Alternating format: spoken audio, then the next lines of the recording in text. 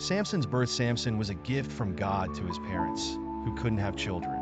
One day, an angel appeared to his mother and said, "You will have a son, and he will be very special." God chose him to help save the people of Israel from the Philistines, who were bad people.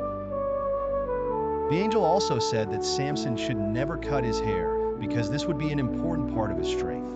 Samson's strength. Samson grew up and became very strong, but it was not an ordinary strength like those who exercise. His strength came from God. He did incredible things like fighting a lion and defeating hundreds of Philistines, who were enemies of God's people. He even broke the gates of a city and carried them on his back. Samson and the Philistines didn't like Samson at all because he always won battles against them.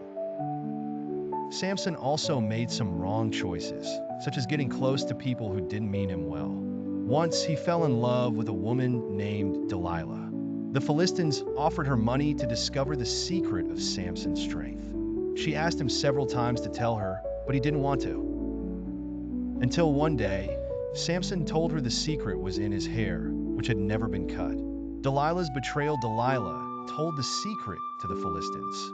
While Samson slept, they cut his hair, and he lost all his strength. Then they captured him and made him a slave. Samson was sad and blind because they hurt him a lot.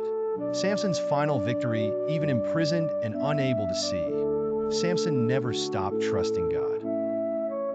One day, the Philistines held a great feast and brought Samson to mock him. But in the temple, Samson prayed to God and asked for his strength back for one last moment.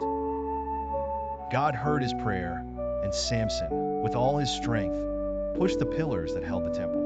The temple fell, and all the Philistines present were defeated. Samson gave his life to save the people of Israel.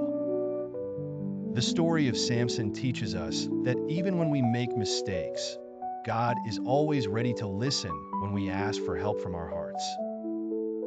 And that's the adventure of Samson, the strongest man who ever lived.